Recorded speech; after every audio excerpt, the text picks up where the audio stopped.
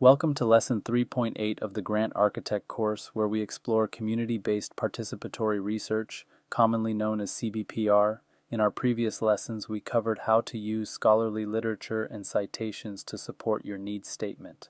Now we turn to a different but equally important source of evidence, the voices and experiences of community members themselves. CBPR is an approach that involves community members as genuine partners in defining problems and designing solutions, not merely as passive subjects or beneficiaries.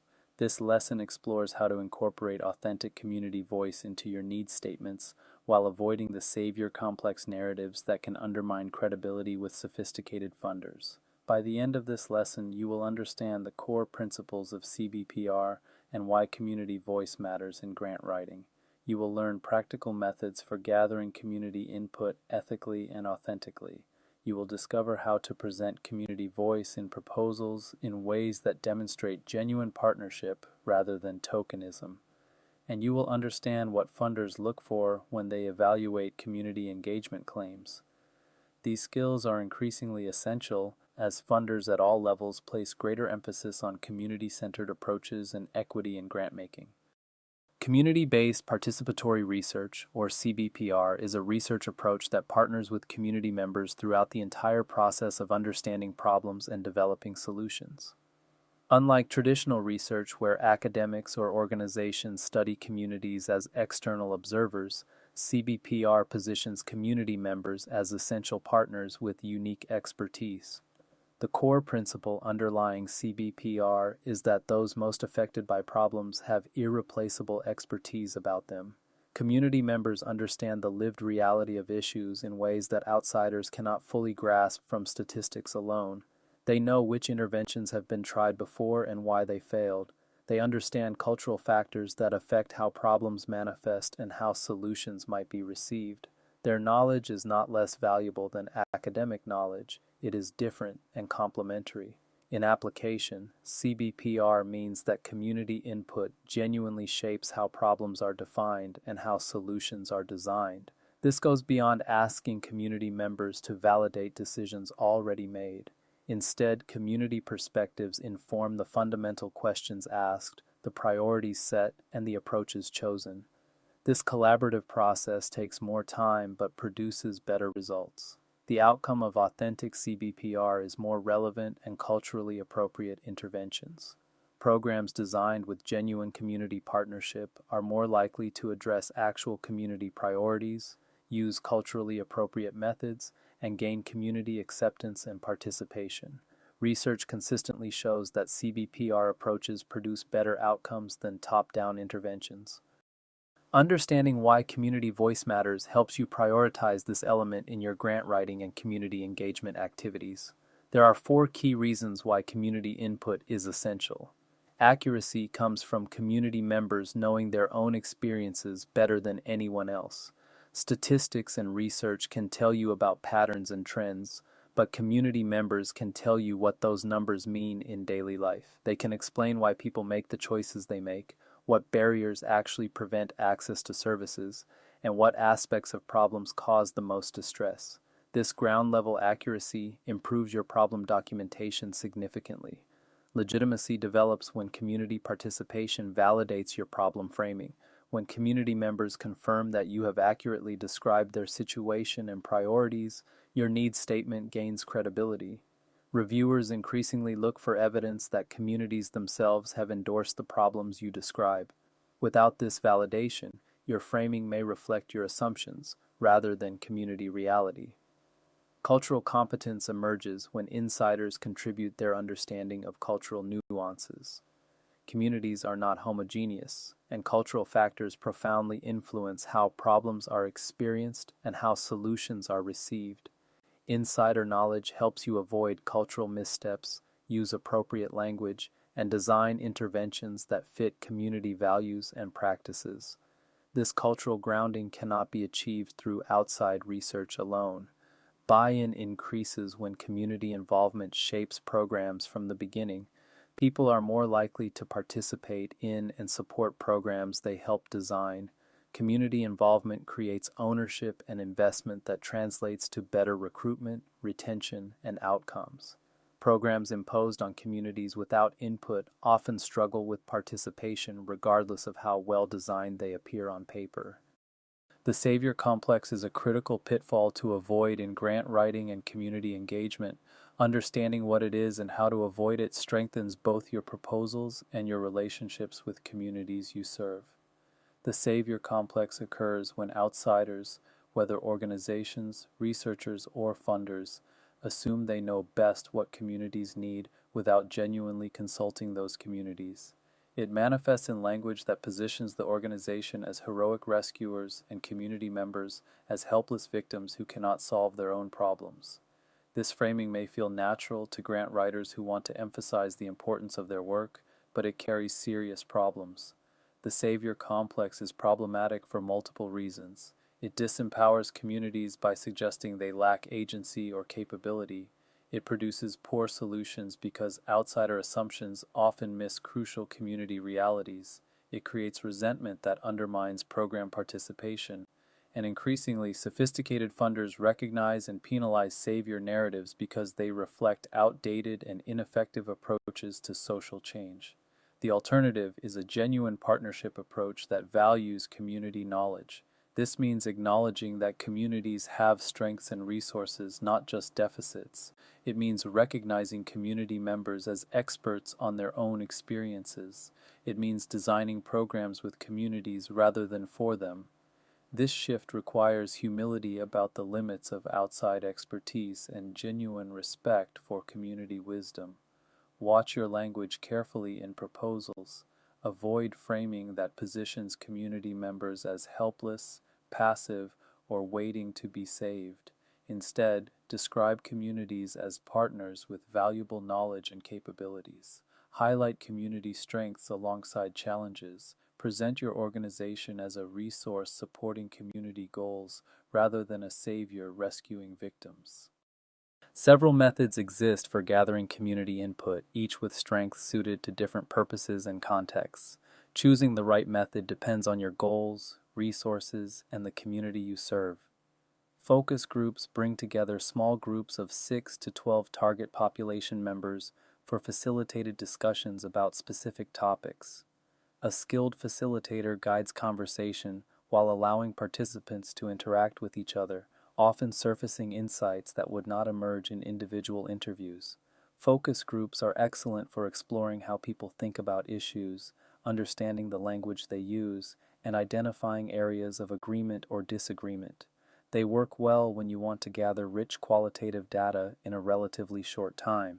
Key informant interviews involve in-depth, one-on-one conversations with community leaders, service providers, or individuals with particular knowledge about the community. These interviews allow you to probe deeply into complex issues and get detailed perspectives from knowledgeable insiders. Key informants might include elected officials, clergy, school principals, health workers, or longtime community activists who understand community dynamics and history. Community forums are public meetings that gather broad input from larger groups. Town hall-style events allow many community members to share perspectives and can demonstrate widespread community engagement. However, forums may attract only certain segments of the community and can be dominated by vocal participants unless carefully facilitated. Surveys allow systematic data collection from larger samples, providing quantitative evidence of community priorities and concerns.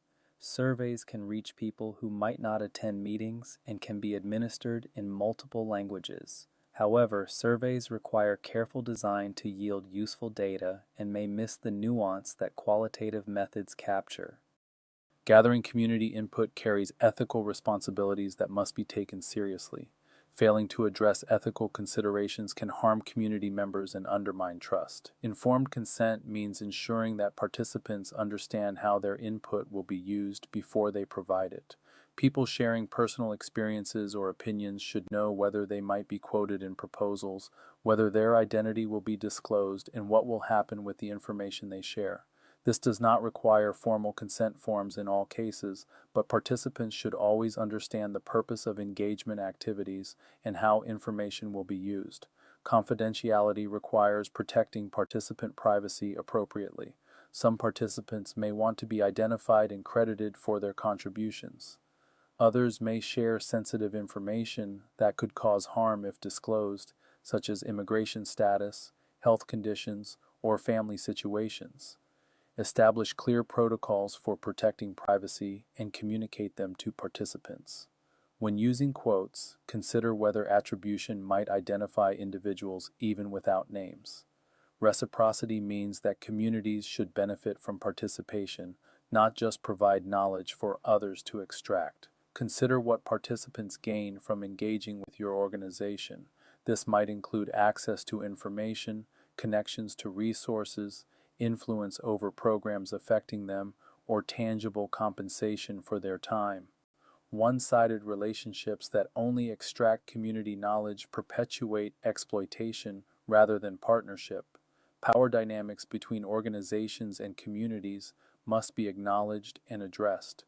Community members may feel pressure to provide input that organizations want to hear rather than genuine perspectives. They may lack confidence to challenge professional or academic expertise. Creating authentic partnership requires deliberate effort to equalize power, including holding meetings in community spaces, using accessible language, compensating participants, and demonstrating that input genuinely influences decisions. Community input serves multiple purposes in your proposals, each strengthening your application in different ways. Problem validation occurs when community members confirm that the problem you describe actually exists and matters to them. This validation carries weight with reviewers because it demonstrates that your organization has verified assumptions with those affected. You might write something like focus group participants consistently identify transportation as a major barrier, confirming the community survey findings. This shows that community voice supports your problem documentation. Priority setting uses community input to identify the most pressing concerns among many possible issues. Communities often face multiple challenges, and community engagement helps you focus on what matters most to those affected. Proposals that address community-identified priorities rather than organization-identified priorities demonstrate responsiveness and increase the likelihood that programs will be well received. Solution preferences capture community input on what approaches are acceptable and likely to be used. Community members can identify cultural factors that would make certain interventions inappropriate, logistical barriers that would limit participation, or past experiences with similar programs that inform what might work. Including these preferences shows that you have designed programs with community input, not just about community problems. Direct quotes humanize your needs statement by putting faces and voices to statistics. A well-chosen quote from a community member can convey the human impact of problems more powerfully than any statistic. Quotes create emotional connection and make abstract problems feel real and urgent. They also demonstrate that you have actually listened to community members, not just written about them from a distance. Presenting community voice authentically requires attention to how you capture, attribute, contextualize, and represent community perspectives. Direct quotes use the actual words of community members rather than paraphrasing or summarizing. Authentic quotes preserve the language, tone, and emphasis that community members used. Resist the temptation to edit quotes to make them sound more polished or to better fit your narrative. The authentic voice of community members is more powerful than cleaned-up language. Select quotes that capture genuine sentiment, even if the grammar or phrasing differs from academic writing style. Attribution should note the source of quotes without compromising confidentiality when needed. You might attribute quotes to focus group participant, parent of program participant, community advisory board member, or similar descriptions that identify the type of person without revealing individual identity. Some participants may want to be named, which can add credibility. Discuss attribution preferences when gathering input. Context explains how and when input was gathered, helping reviewers assess the credibility of community voice. You might note that quotes came from focus groups conducted in October 2024 with 15 parents of elementary school children, or that community priorities were identified through a town hall meeting attended by over 100 residents. This context demonstrates systematic engagement rather than cherry-picked anecdotes. Representation ensures diverse perspectives are included rather than only voices that support your preferred narrative. Communities are not homogeneous, and different groups within communities may have different experiences and priorities. Include perspectives from different demographic groups, different parts of the community, or people with different relationships to the issue. Acknowledging diversity within communities strengthens credibility.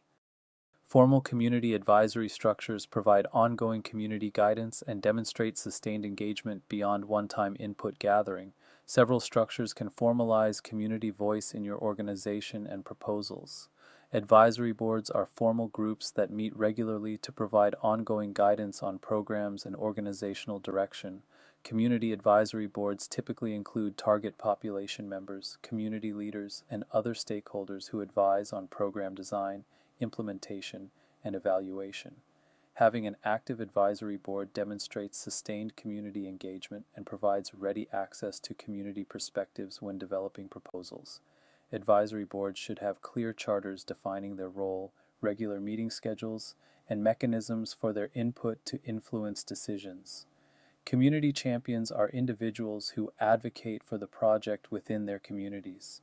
These are trusted community members who believe in your work and help build support, recruit participants, provide feedback, and connect your organization to community networks. Champions can speak authentically about your organization to their peers and help ensure that community perspective remains central to your work. Identify and cultivate relationships with potential champions through your engagement activities. Partner organizations, particularly community-based groups, serve as collaborators who bring deep community connections. Partnering with established community organizations provides access to their relationships, credibility, and knowledge. These partnerships can strengthen proposals by demonstrating community roots and shared ownership.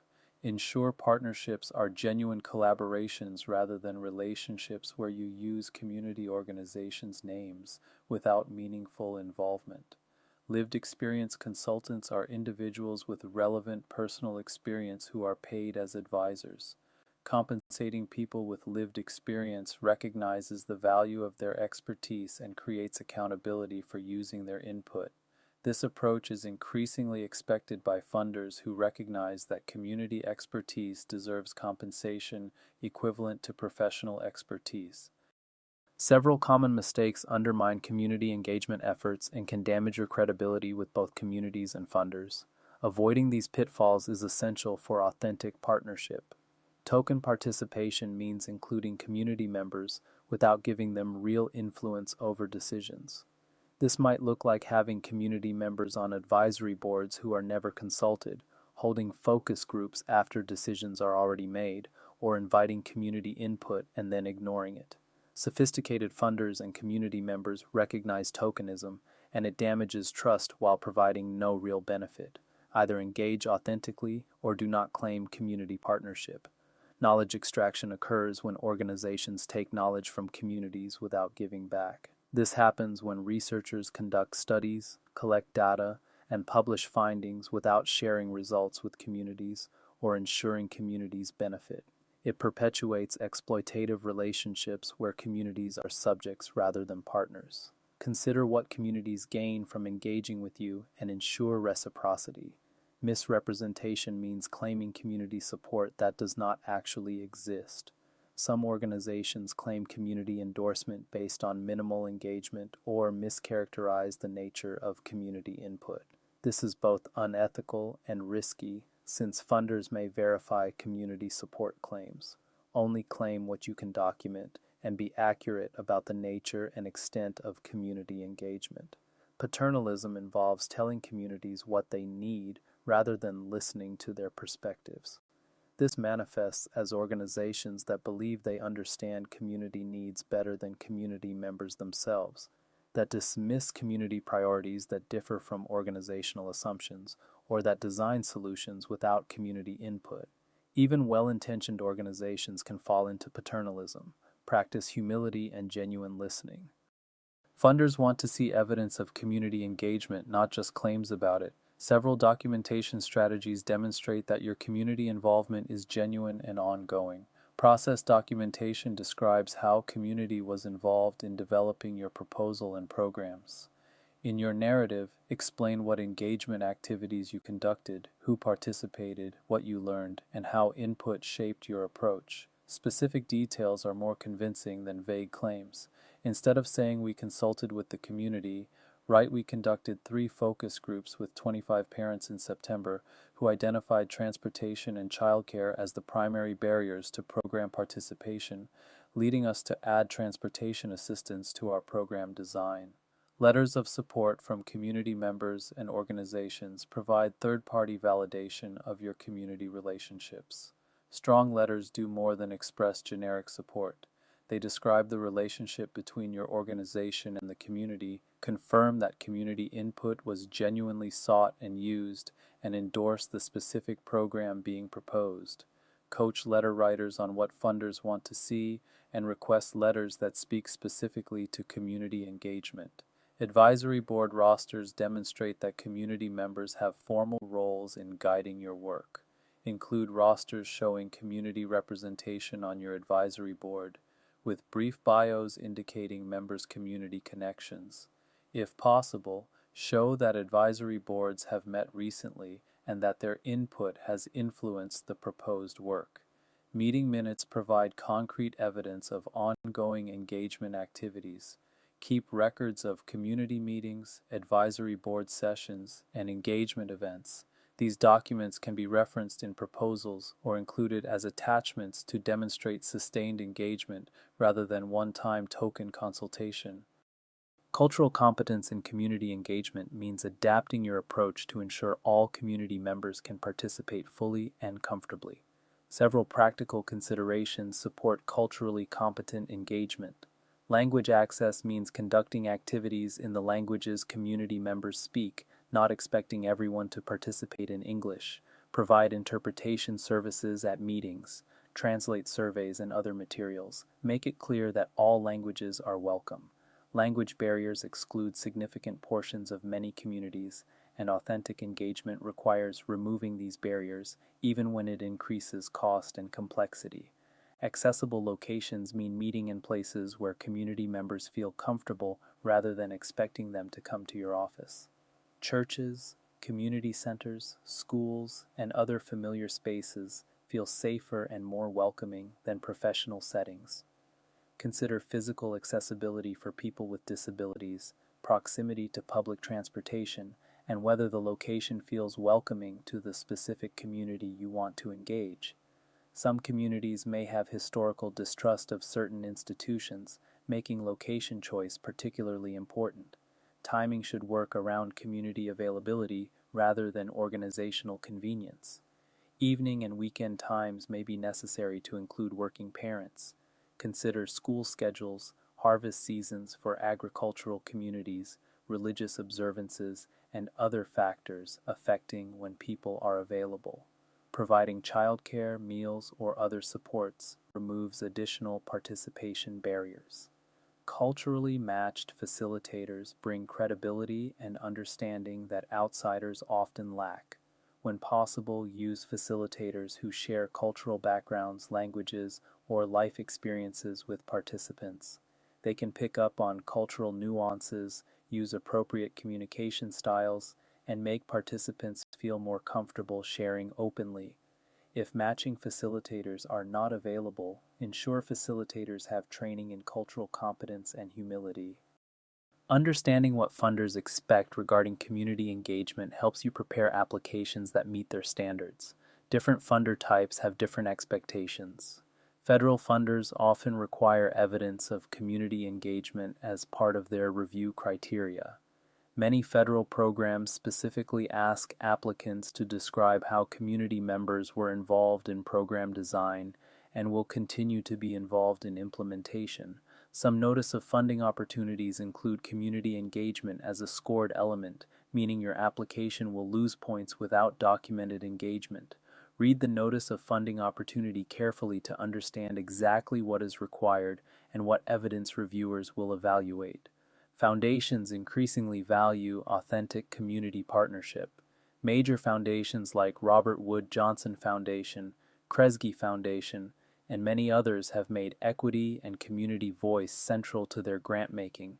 They look for genuine partnership rather than superficial engagement, and sophisticated program officers can distinguish between authentic community involvement and token efforts. Foundation proposals that demonstrate real community partnership have a competitive advantage. Review criteria at some funders specifically include community support as a scoring factor. When this is the case, your application receives a numerical score based partly on the strength of demonstrated community engagement.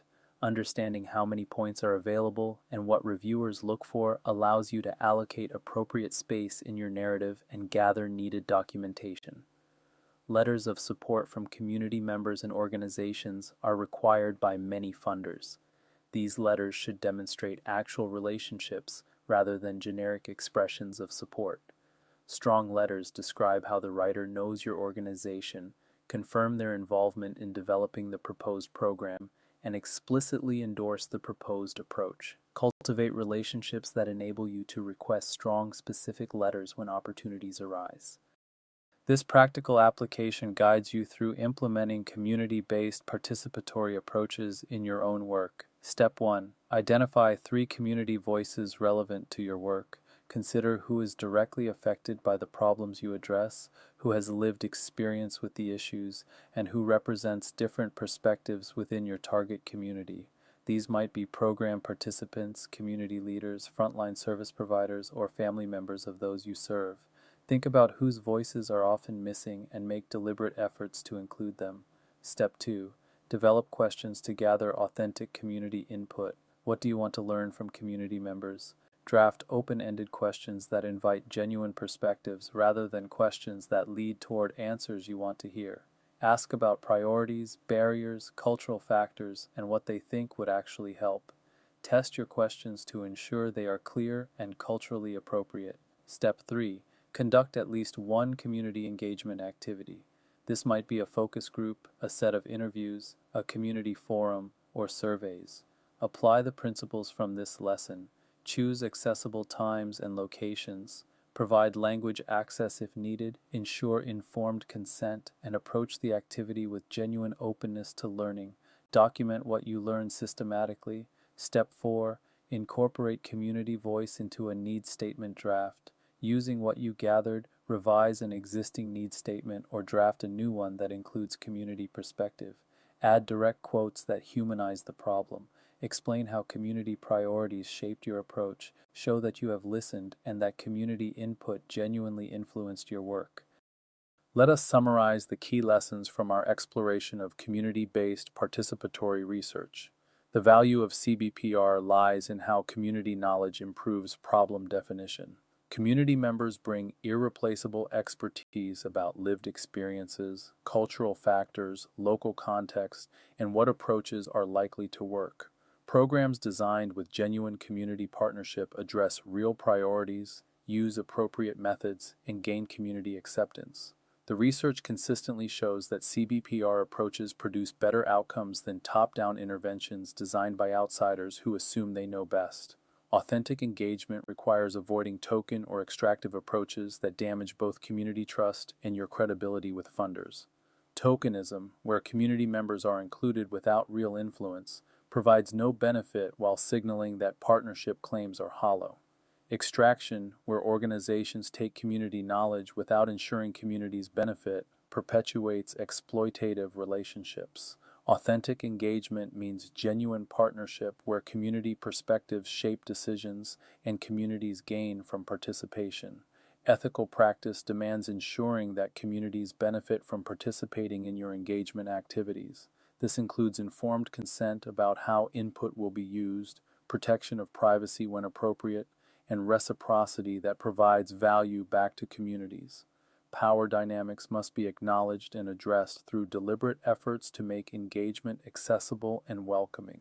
In our next lesson, we will explore qualitative validation, learning how to use quotes and stories effectively to humanize your needs statements. Building on the community engagement skills from this lesson, you will learn how to select and present qualitative evidence that creates emotional connection while maintaining credibility and ethical practice.